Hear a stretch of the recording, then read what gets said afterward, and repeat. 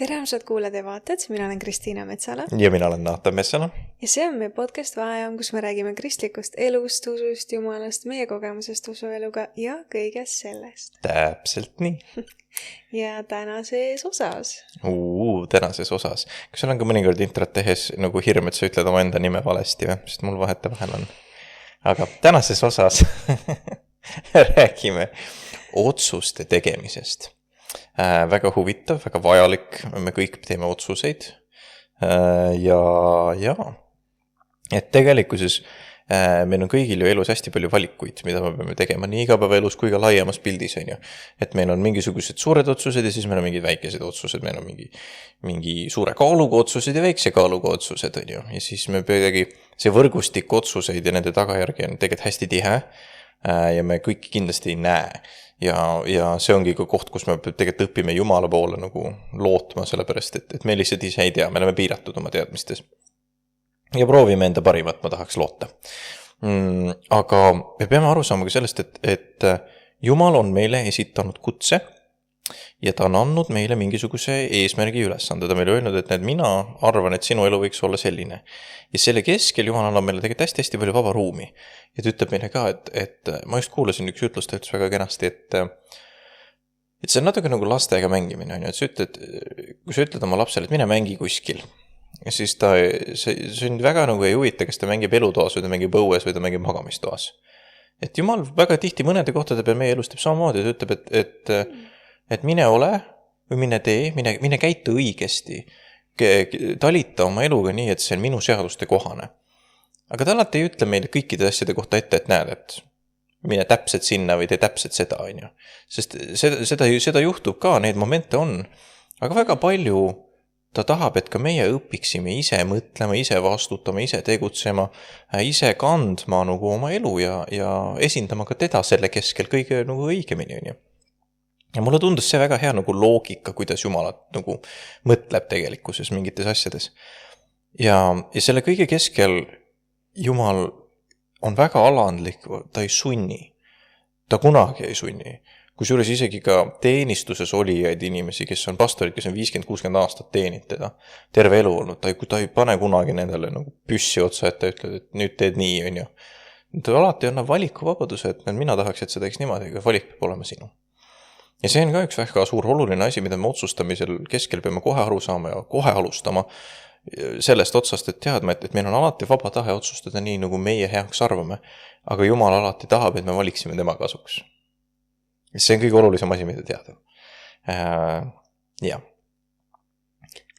mulle väga meeldis see mõte, et kui sa tahad, et su laps mängiks, et siis sul ei ole vahet, kas ta mängib õues või elutoas või magamistoas. Ja see on nii huvitav, et vahepeal nagu ma iseenda elule tagasi vaadates küll mõtlen, et tõesti see nagu surve on nagu päris suur, et sa tahad teha asju õigesti, sa tahad teha asju Jumalale meelepäraselt, sa ei taha minna rappa kuidagi valikutega ja sa tahad teha otsuseid õigesti, et sa ei teeks neid valesid valikuid. Ja vahepeal me võime nii ennast nagu ülemõtlemisega ennast nii nurka suruda, et kuidas täpselt kõik detailid peavad välja jooksma. Et vahepeal see teeb isegi rohkem kahju kui kasu. Et vahepeal me isegi nagu jätame pigem otsustamata, kui et teeme selle esialgu võib-olla vale otsuse, või et kuidagi et me nagu mõtleme nii üle seda, et tõesti, et tahame, et see iga detail jookseks paika täpselt. ja täiega kusjuures. Ja siis kuna me oleme, kuna Jumal on nii kõike teadev ja tema ju teab täpselt igat valikut ja selle tagajärgi nii edasi, siis me mõnikord nagu ootame ka, et Jumal tule ilmuta siis meile. Et kui ma võileiva söön kurgiga, kas see siis tähendab, et ma saan kiiremini taevasse või nagu mingi, kuhu see nagu otsus meid tagajärjes edasi viib, on ju. Aga siis me elame selles teadmatuses ja avastame. Ja see on tegelikult rõõmus ka. Jällegi, minu arust see on ka võimalus, sellepärast, et ühtepidi selles see seiklus ongi. Kui me kõike teeks kogu aeg ette, siis oleks see päris igav, on ju. See on nagu cheat code'idega mängimine, on ju, et sa näed igat valikut ja tagajärgi ette. Tore, see teadmatus on vahel tore, see teebki sellest seikluse.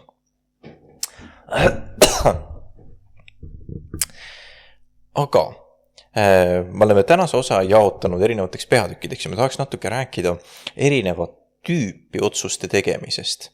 Ja esimene asi või siuke peatükk või alateema, millest me tahaks rääkida, on emotsionaalsed otsused, sest otsuseid me teeme alati kahtepidi, me teemegi kas emotsionaalseid otsuseid või emotsioonibaasid või ratsionaalseid otsuseid niimoodi mõtlemise ja loogika alusel. Ja tegelikult mõlemad tahakski käsitleda, nii et alustaks emotsionaalsest otsustest. Millal sina viimati tegid ühe emotsionaalse otsuse? Ma arvan, et iga päev. Hea vastus, väga hea vastus. Sama. See on väga inimlik asi, on ju, ja väiksemal või suuremal määral me kindlasti neid teeme. Aga laiemas kontekstis ja Kristusel eriti, me näeme seda, et oleme ise ka näinud, et Jumalaga kokkupuutumine on väga emotsionaalne protsess, sellepärast, et tema on niivõrd palju püham ja võimsam, kui meie nagu suudame hoomata. Me võime nagu ja see viib meid vihti süksasse nagu, see lööb meid emotsionaalselt.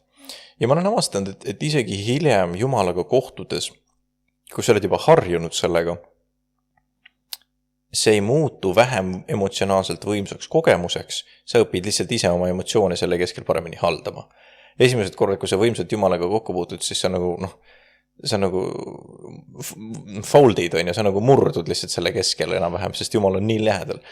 Aga hiljem sa nagu õpid selle keskel seisma, sellepärast, et sa nagu ise ennast selle keskel oskad paremini hoida, aga samas Jumala ligiolu on ikka nii võimas ja äge selle keskel, eks. Ja selle emotsiooni pealt me oleme harjunud mõnikord ka võtma seda Jumala juhtimist niimoodi emotsiooniga. Et me tunnetame mingeid asju enda elus, et okei, me palvetame Jumal, mul on valik, kas ma lähen siin teel vasakule või paremale, kas ma lähen selle karjääri peale või tolle karjääri peale, kas ma peaks saama 1 lapse või 2 last, mul on kõik mingid siuksed eluvalikud. Ja siis me istume ja mõtleme nende peale ja me proovime tunnetada emotsionaalselt, proovime esialgu kuulda, kas Jumal ütleb meile sõnaliselt mingi asja konkreetselt ja kui ta meile mingit konkreetset sõna ei ütle, et äkki on mingi tunnetus. Et väga palju me oleme näiteks näinud ja kuulnud seda, et rahu juhib, et okei, et tahaks saada 2 last, tekib ärevus, tahaks saada 1 last, tekib ärevus, mõtled, et on 3, siis tekib rahu, näiteks, et siis mõtledki, siis peaks hakkama planeerima, et meil oleks näiteks 3 last, et suvaline näide, eks ole. Ja tegelikult elus tõtt öelda ongi kohti, kus me peamegi emotsiooni pealt niimoodi tegema. Ja ma võib-olla ka täpsustuseks ütlen ka seda, et emotsionaalse otsuse tegemise all ma praegu mõtlen rohkem seda, et me laseme mingil tunnetusel juhtida, kui et see, et mul on mingi vihapurse ja siis ma otsustan midagi valesti teha näiteks. Et see on nagu, ma mõtlen nagu tahtlikult emotsionaalse otsuse tegemist, mitte mingisuguse emotsiooni juhtimise all mingit otsuse tegemist. Sest see on lihtsalt teine asi juba tegelikkuses. Aga et on kohti, kus me siis tõesti peame emotsionaalse või tunnetuse alusel tegema mingisuguse otsuse, sest meil on kas piiratud info, meil ei ole veel suurem probleem piiratud aeg. Meil ei ole alati liiga palju aega ega infot, et valida midagi, siis me peame Jumalat usaldades valima üks või teine ja siis lootma, et me tegime õige valiku. Ja see on vahetevahel väga-väga nagu hirmuäratav. See on, ja me võime nagu tunda selle keskel, see on siuke usaldustest Jumalale. Me võime tunda selle keskel, et okei, see oli nüüd ususamm. Ja me peame lootma, et me seekord valisime siis õigesti. Ma tahaks sult küsida, et kas sinu elus on olnud siukest kohta, kus sa oled pidanud tegema sellise ususammu tunnetuse alusel, kus sa oled lootnud ühte või teist pidi ja proovinud valida Jumala poole ühes või teises asjas ja siis pidanud nii-öelda otsuse tegema usus. Eks ikka on olnud, jah. Ma jäin ise väga palju just mõtlema sellele, et kui on sellised emotsionaalsed otsused ja sellised, kas et sa nagu otsid tunnetust mingi otsuse osas, on ju, et ja sa üritad lähtuda sellest, et okei, kus see rahu on, kus see nagu, mis on see õige otsus, mis on see õige tee, mis Jumal on andnud mulle. Ja ma mõtlen, et miks on vahepeal nii raske teha neid otsuseid. Ei ole ju see, et sest et üks otsus oleks nüüd läbi ja lõhki täiesti halb otsus või et see nüüd tooks kahju sulle ja siis sa nagu saad aru, et ahah, okei, nii see otsus on see hea otsus, see ütleb mulle rahu ja see on täiesti halb otsus, noh, siis on ju nagu selge, on ju. Tihti, miks nagu me jääme nende otsustamiste taha kinni ja jääme sellesse ülemõtlemisse kinni, on ju see, et meie ees on mitu otsust ja need kõik tunduvad head. Ja need kõik tunduvad mingil määral Jumala juhitud. Ja need kõik tunduvad midagi, milles su nagu missioon saab ellu tulla või mingid nagu, või siis lihtsalt nagu asjad, mis toovad kasu või kuidagi tekitavad sellist head tunnet või toovad nagu rahu, et ükskõik mis otsuse sa nendest valid, nagu see toob rahu, aga sa ei saa kõiki neid valida. Et sa pead nagu valima mingi ühe nendest asjadest, on ju. Ja see on see nagu raske asi ja see on see, mis nagu tekitab meeletut ülemõtlemist või millesse inimesed võivad nagu kuudeks või isegi aastateks kinni jääda, sest sa ei suuda ära otsustada, et igas asjas on nagu jah, mingid miinused, aga ka väga palju plusse. Ja mis on siis õige asi? Ja siis tihti jäädaksegi, et sa ei suudagi ühtegi nendest valida, vaid sa jäädki mõtlema, et mida siis valida. Ja sa jäädki nagu kinni sellesse tsüklisse. Ja hea on, kui sa mõne kuu pärast või mõne aasta pärast saad aru, et oi, sa oled sellises otsustustsüklis kinni.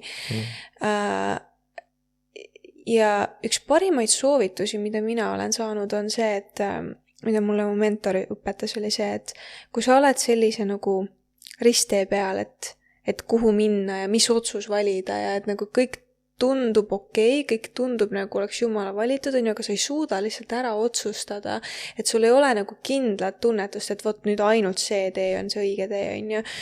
Et siis võta kõik oma laualt maha. Nagu tee oma laud täiesti tühjaks. Ja äkki Jumal paneb sulle hoopis midagi muud sinna. Ja äkki see õige asi, see õige otsus tuleb nagu tagasi sinna lauale. Aga nagu võta kõik maha ja siis vaata, mis sünnib. Jaa. Wow. See on väga hea nõuanne tegelikult sellepärast, et see võib, me võime vaata selle nii öelda jutumärkides ainuõige tee otsimine panebki meid nagu mitte otsustama. Ja see kramp, tihtipeale tegelikult elu ongi selline, et kui sa üldse ei otsusta, see on palju halvem kui valesti otsustamine või valesti valimine. Sest valesti valides, no Jumalaga me teeme niikuinii, et me saame oma suhte korda ja tema meid nagu kõrvale ei viska. Nii et kui me nagu puhta südametunnistusega teeme mingi vale valiku, ega Jumal meid nagu selles mõttes nagu kõrvale ei viska selle eest, vaid pigem ta aitab meid sealt välja näiteks. Aga ma arvan, et see, mida su mentor soovitas, on mega oluline. Ma arvan, et see on nii väike, nagu suurtes eluplaanides veel eriti, sa võid nii nagu üle mõelda. Ja see ülemõtlemine nagu röövib sinust mingi rahu ja rõõmu täiesti ära. Isegi kui need otsused su ees on head, siis tihti, kui me jääme sellesse tsüklisse kinni, siis me lihtsalt ei näe seda suuremat pilti. Või me ei näe nagu mingeid muid valikuid, kui ainult see, mis tsüklis me kinni oleme. Täpselt. Ja me ei näe ka nagu muid, kuidas ma ütlen, motivaatorid selle otsuse tegemisel. No väga lihtne näide, ma olen tunne, et väga palju noori inimesi tunneb selle kindlasti ära, mis karjääri mina peaks oma elule valima. No kõik olnud seal, ma arvan, ühte või teistpidi. Ja see on normaalne ka. Aga siis me mõtlemegi, et milline on see kõige õigem, milline on see kõige... Tihtipeale, kui sa oled kristlane, siis sa mõtledki, et Jumal, milline nendest karjääridest on minu kutsumisega seotud. Aga seal võib olla ka nagu väga lihtne küsimus. Millist asja sa naudid kõige rohkem? Et seal on nagu mingi täiesti teine nagu lisasisend sinu enda elu koha pealt, mida tegelikult sinul on ka õigus nagu kasutada ja nagu kaaluda selle otsuse tegemisel. Et lisaks sellele nii-öelda tunnetamisele. Kuidagi tuli see üles ja ma mäletan, ma ise ka võitlesin selle alal päris palju, et valida see õige eriala. Ja siis tekib see hirm, et sa kuuled neid lugusid, et inimesed õppisid, tegid terve karjääri ära või tegid terve paberi said kätte ja hariduse said kätte ja siis läksid hoopis midagi muud asja õppima. Ja siis see tundub, et näed, see on ju mingi, ma ei tea, 5-6 aastat raisatud aega, aga tegelikult ei ole. See ongi see, et sa käid nagu mingid teekonnad läbi ja sa õpid nii palju sellel teekonnal ja see ongi okei tegelikult, et sa vahepeal käid mingit radapidi ja saad aru nagu peale mitut aastat, et oi kuule, see ei ole ikka üldse see. Just. ja siis, vaata, ja siis sa ei tohi jääda kinni sellesse, et aga ma olen juba nii kaugel ja ma ei saa enam nagu oma teekonda vahetada, või muuta midagi. Ikka saad, muidugi saad, seni kuni elad, sa saad igale poole minna, Just. sa saad kõiki teid kasutada. Et ja, et ma ise ka õpetajana olen nii palju näinud seda hirmu õpilastes. Aga väga palju on ka seda, et sa üldse ei tea, mida teha. On, et sul ei ole üldse mitte mingit tunnetust, mitte millegi osas, on ju. Ja siis ma tõin näiteks selle välja, olen alati oma õpilastele toonud ka seda välja, et mille järgi mina ise näiteks oma karjääri valisin või nagu oma haridust valisin, haridusteed alustasin, oligi see, et nagu ma läksin oma nõrkuste järgi. Mis on mu kõige suuremad nõrkused ja ma olen terve oma elu nii teinud ja siiamaani, et mis on need kõige suuremad nõrkused mu elus ja ma olen nagu väga tugev uskuja sellesse, et sinu suurimates nõrkustes on peidus sinu suurimad tugevused. Et tihti see ongi nagu, see on nagu peidetud aare, mis su sees on. Ja kindlasti see reward tunne või see, kuidas ma ütlen, see auhinna tunne iseendas on ka, et kui sa ühe oma suure nõrkuse oled lihvinud nagu tugevuseks, on ju, oi, sa tunned ennast hästi, see on nagu, aga see on tohutult motiveeriv, sest et see tõstab hästi palju su enesekindlust ka veel lisaks kõigele, on ju. Et see on lihtsalt puht selle poole pealt ka nagu väga hea. Aga nende emotsionaalse otsustega ma olen nõus, me võime nii kinni jääda, me võime täiesti lihtsalt rappa joosta ja me võime nagu ühtepidi, muidugi meil on kohti, kus Jumal väga selgelt tunnetuse alusel meil ütleb, mida teha, aga siis me võime tõesti ka kinni jääda. Nii et selleks, et me nagu puhtalt kinni ei jää ja ei oleks ka tegelikult olema ausad tuulest viidud ühte või teist pidi, siis meil on ka tegelikult olemas ratsionaalsed otsused. Loogika, faktid, kõigile meeldivad, on ju. Et ja Piibel tegelikult kutsub meid üles mõtlema kaine mõistusega. Ja see on midagi, mida me peame ka meeles pidama, et see ei ole ainult, Piibli kontekst ei mõtle selle alla ainult nagu alkoholi, vaid et nagu kasuta oma mõtlemist, nagu kaalu fakte, ole hea majapidaja näiteks, on ju. On ka Piiblis väga hea käsk, mida Jumal mitme koha peal on nagu meid üles kutsunud olema. Nüüd see tegelikult iseendas juba kannab seda, et me peame näiteks koristama, me peame teadma, kuidas meie maja töötab, me peame teadma, milline pere meil seal sees elab, me peame teadma kõikide vajadusi, me peame teadma, ja see need ei ole ju emotsionaalsed asjad, see ei ole ju tuulest viidud, et täna mul on köögilaud siin ja homme see on seal ja nagu mingi, meie kodus liigub mööbel aeg-ajalt, aga see ei ole vähemalt iga päev, on ju, ja selles mõttes meil on ikkagi sa teed asju ikkagi nagu loogika alusel, on ju. Et ma ostan endale nii suure külmkapi sellepärast, et mul on vaja sinna nii palju toitu sisse panna. Väga lihtne, eks ole. Ja me peamegi siis kasutama, on olukordi, kus me peame kasutama emotsioonidest hoolimata ratsionaalset mõtlemist, analüütilist mõtlemist, faktipõhilist lähenemist, et lahendada mingid probleemi või võtta vastu otsuseid. Ma arvan, et kõige parem näide sellest, mida me kõik oma elus kogeme tegelikult, on rahakasutus. Et kui ma tunnen, et ma tahaks iga päev süüa steiki, aga mu igakuine pere eelarve ei luba seda, siis sa ei saa seda. Ja nii on. Et see ei ole nagu mingisugune suur professor loogika, eks ole, see on lihtsalt reaalsus. Ja sa pead lihtsalt teadma seda, et okei, et ma siis vastavalt panen oma toidukulutused ja asjad paika nii nagu vaja on, on ju. Et nii nagu meil võimekus on.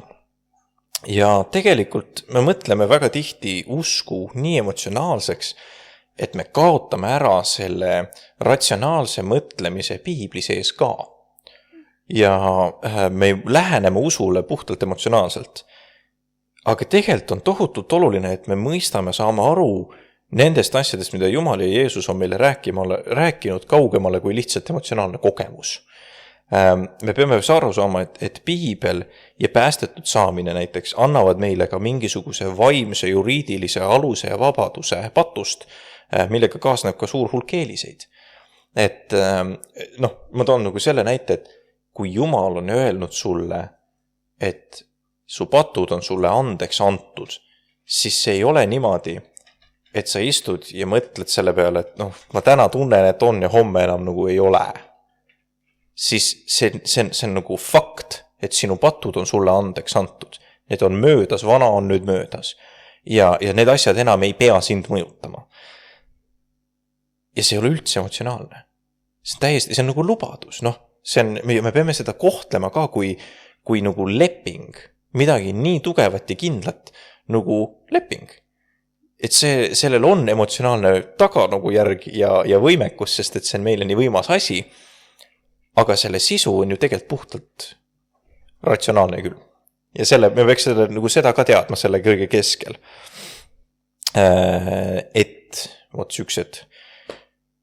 Et sellepärast on ka ratsionaalsed otsused usu kontekstis tegelikult tohutult olulised. Ja me peame oskama rakendada neid nii piibli õpetusi, aga ka piibli seda sükest legaalset Jumala poolt antud raamistikku õigesti.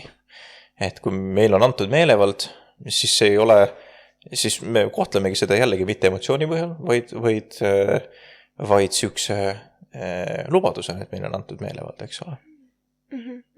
Jaa. Jaa, väga head mõtted. Ma olen väga nõus. Aitäh! Suur tänu. Ei, aga mul tuli tegelikult kohe mõttesse sellega, et ka meelevald.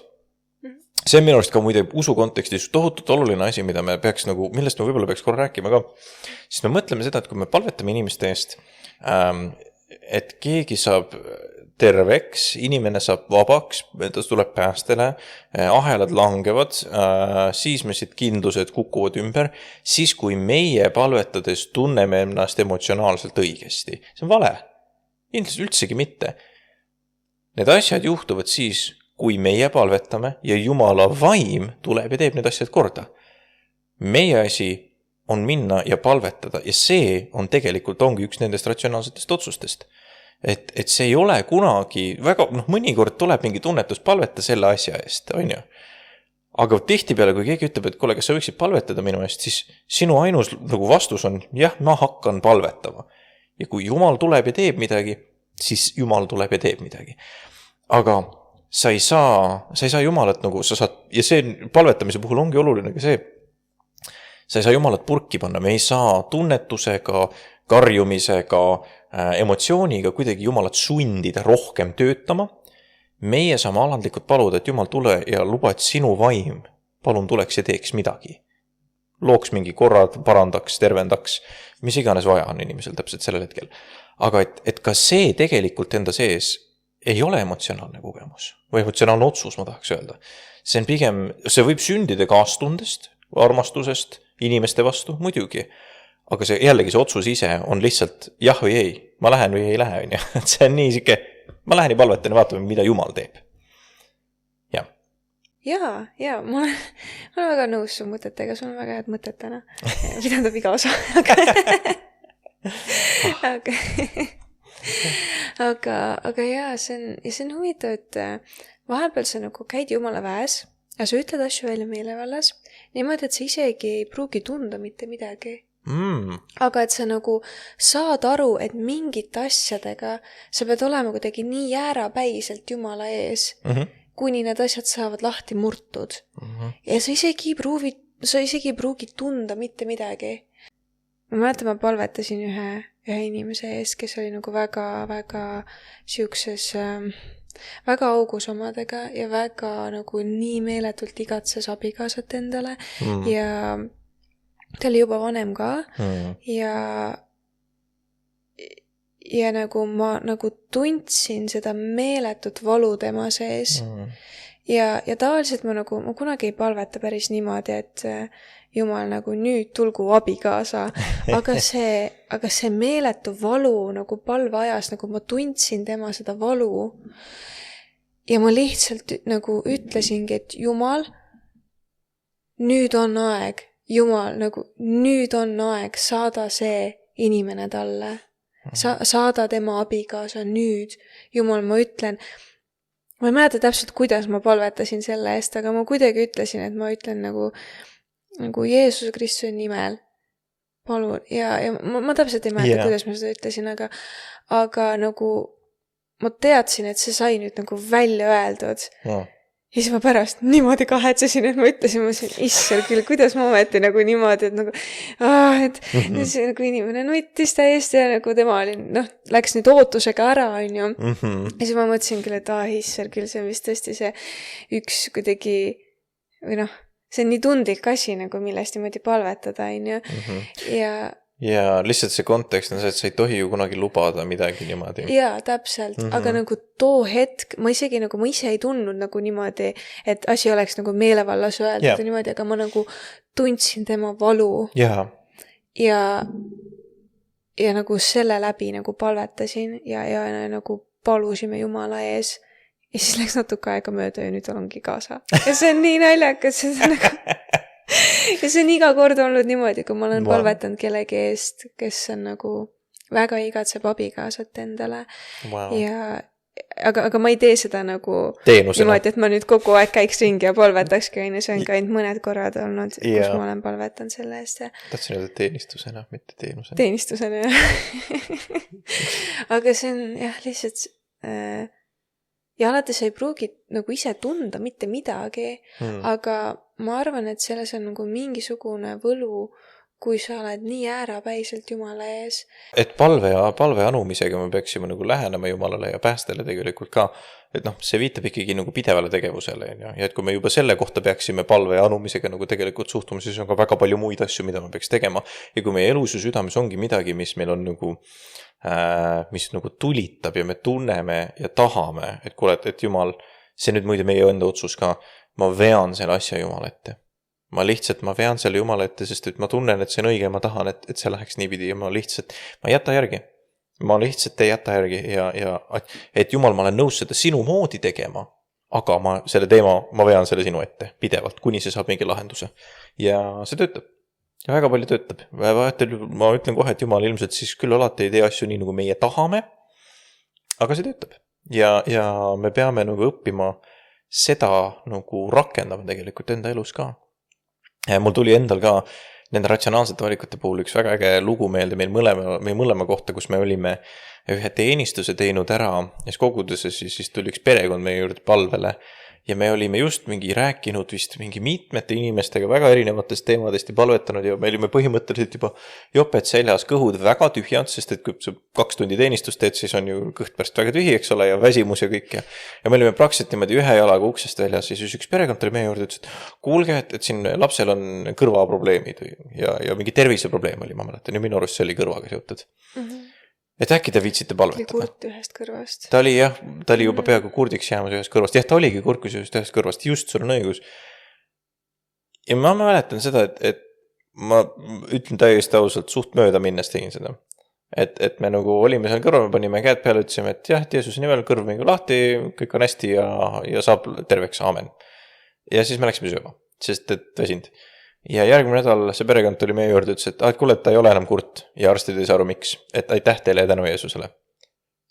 Ja me olime nagu mingi, oota mida? Sest et nagu keegi lihtsalt sai oma kuulmise tagasi selle peale.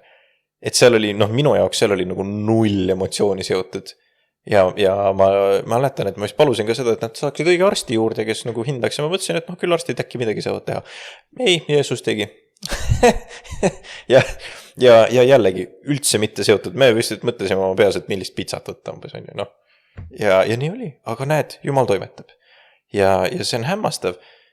Oluline on see otsus, et me otsustame koos Jumalaga ikkagi Jumalate need asjad viia. Ja ma arvan, et ka Jeesus ja Paulus tegelikult, et ma usun, et ka Jeesus olles inimene väsis mingite kohtade peal, kus ta mõtles, et ma tahan ka süüa ja puhata ja 1000 inimest veel ja siis ma saan minna süüa ja puhata. Küllap ta koges neid asju täpselt samamoodi kui meie, aga ta läks ja aitas inimesi. See on armastuse tegu ja me peame õppima seda tegema ka. Aga otsuste puhul ma tahaks puudutada ühte väga olulist teemat siia juurde, mida ma tegelikult juba natuke käsitlesin ennem ka, milleks on see, et kui me oleme Jeesuse juurde tulnud ja me oleme päästele tulnud ja me oleme oma elu Jumalale andnud, siis me peame nagu väga teadlikud olema sellest, et Jeesus annab meile nii palju rohkem, kui me saame või nagu väärime. Tänu temale me ei ole enam kohustatud valima ja tegema valikuid lähtuvalt enda minevikust, enda patust, enda sõltuvustest, kõikidest nendest asjadest. Mida Jeesus meiega tegelikult teeb, on see, et ta lõikab lahti kõik selle, mis me oleme ise kas saanud või mis meil on külge poogitud, kas mõni läbi trauma või läbi õnnetuse, läbi mingi keerulise juhtumiga, kuidas me kas reageerime või valusalt mingitele olukordadele või sõltuvustes oleme kuskil kinni. Jeesus lõikab selle kõik läbi ja ütleb sulle täitsa otse, et sa ei ole enam nende asjade ori. Sa ei pea enam valima asju nii pidi. Sul on vabadus nüüd koos minuga valida nii, nagu sina tahad. Ja siis ütleb, et aga minu sees mul on ka mingi valik siin keskel, et mida ma soovitaksin sul valida. Ja see on nii äge, sellepärast, et me unustame ära selle, et Jumal annab meile tegelikult isetult täis vabaduse. Mõnikord me vaatame päästet kui sellist tingimustega lepingut. Et nüüd me tuleme Jumala juurde ja nüüd peab käima nagu kord ja kohus nii ja naa ja kloostrisse ära. Aga Jeesus ei ole kunagi lähenenud sellele niimoodi. Kui sa vaatad isegi neid, keda ta puudutas, siis kui tema maa peal käis, ta tegi nad terveks või taastas nad ja siis ta lasi nad vabaks. Väga palju nendest otsustas, et ma olen kaasa, ma olen vaadata, kuhu see välja läheb. Mina olen järginud teda. Aga paljud läksid koju. Paljud läksid oma eluga edasi. Ja Jeesus ei visanud neile etteheidet, et nad ei tulnudki minuga kaasa. Vaid ta tegi nad terveks ja lasi nad vabaks, täiesti täisvabadusse. Ja ta ei kohtle meid kuidagi teistmoodi. Ta päästab meid ära patust ja annab meile täisvabaduse. Ja siis laseb meil täiesti ise valida. Ta jällegi, me jõuame ringiga tagasi, tegelikult see on kõige alguse otsa. Jumal annab meile valiku vabaduse kõikides asjades. Ja see on väga oluline teada, sellepärast, et selle valiku keskel me võime taaskord mõelda ennast nii nagu krussi. Me võime nii kuidagi arvata ennast, et Jumalal on nii palju kohuseid meile või kohustusi meile, mida me peame tegema ja täitma. Tegelikult ta tahab, et me oleksime vabad. Ta tahab, et me oleksime nagu täielikuses vabaduses, nagu täies vabaduses. Otsuste tegemisel hästi oluline komponent tegelikult on ka meie õpetusel ja piiblil, sest et me ju teeme otsuseid lähtuvalt sellele, mida me nagu tarbime ka enda sisse. Ja kui me tarbime piiblit, siis mul on tihti tunne, et me teeme vist piibelikke otsuseid ka selle juures. Aga kas sa tahaks kommenteerida? Sina oled väga sõnakeskne inimene, ma tean. Sa oled väga sõnakeskne kristlane ja ma väga imetlen seda sinu puhul. Kuidas piibel aitab meil õigeid otsuseid teha? Jumala sõna on nagu kompass meie sees. Püha vaim on ju nagu ta juhatab meid, ta juhib meid sellele õigele teele, hoiab meid sellele õigel teel. Ja mul on see vaim meie sees, mida sa toidad läbi Jumala sõna ehk läbi piibli või läbi jutluste või läbi palva ja ülistuse ja nii edasi. See on see, kuidas sa täidad seda ja hoiad seda kompassi alati õlitatuna. Kui sa täidad ennast Jumala sõnaga, kui sa võtad iga päev aega, et kas või natukene lugeda piiblit, see täidab seda, see hoiab seda kompassi nagu töökorras ja see aitab sul näidata seda õiget teed, see aitab sul hoida sellel õigel teel ennast. Ja sõna on vabastav ja puhastav. See puhastab sind mingist pahnast, mis sa oled enda sisse lasknud. See aitab sul hoiduda pahnast, mida sa endale üritad sisse panna. Aga et kui sa täidad ennast sõnaga, see on jällegi nagu sa järsku avastad, et kui sul on see kompass ilusasti õlitatud ja paigas, et siis kiusatused ei vii sind enam nii palju rajalt maha. Just. Ja kuniks sa saad aru, et sa isegi ei saanud arugi, et mingi asi kiusatas sind. Just. Et see paneb su fookuse paika ja silmad Jumala peale. Ja ma arvan, et on väga oluline ka nagu, me just eelmine osa rääkisime tulisusest ja tulisuse juurde käib ka sõnaga täitmine ja see, et ka su õpetus on paigas. Just. Et see tulisus saab siis nii hästi töötada, kui sul on hea raamistik olemas, kui sul on see hea õpetus. Yeah. Et ega me lõket ka ju nagu on kas mõttetu teha ahjulõket lihtsalt salvrätikutest. Meil on vaja puitu. Meil on vaja puitu, mis põleb hästi.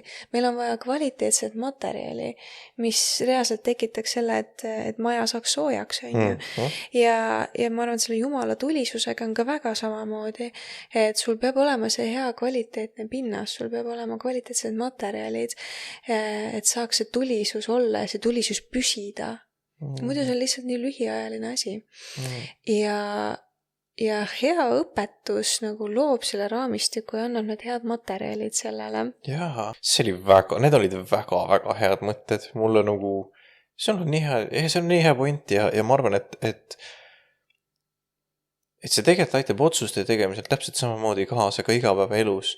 Sellepärast, et kui sul on sa näed ka nagu puhtalt ju piiblis seda, kuidas piibli tegelased mõtlesid ja mingeid otsuseid tegi. See aitab meil ka vastavalt jumalale siis teha nagu häid otsuseid on ja tänu sellele. Et nii palju olen mina küll mõelnud mingites olukordades, et kuidas siit Taavet või mingi, mida ütlevad salmid siin olukorras näiteks, midagi sükest. Ja mõnikord see ikka juhib sind tegema nagu paremaid otsuseid on ju. Jällegi üsnagi süke tema poolt juhitud asi. Aga ma arvakski, et lõpuks tegelikult elu ongi selline nii ratsionaalsete kui emotsionaalsete otsuste tegemine, aga lõpuks tahtlikult Jumala poole valimine. Ma arvan, et see on kõige olulisem. Mõnikord on see valus, mõnikord on see ebamugav. Ma saan alati väärt seda. Ma saan alati hea. Ja ma arvan, et kui me Jumala poole, Jumala sõna poole alati otsustame, ja kui me oma elu nagu juhime ise tahtlikult ja teadlikult, siis me sellega ei kaotu kunagi. Vaid me pärime igavese elu. Oh yeah. Amen. Vot. Et selliste mõtetega me tänase osaga tahame lõpetada. Aitäh teile, kallid kuulajad ja vaatajad ja teadke, et meie armastame teid, aga Jeesus armastab veel rohkem ja näeme juba järgmine osa.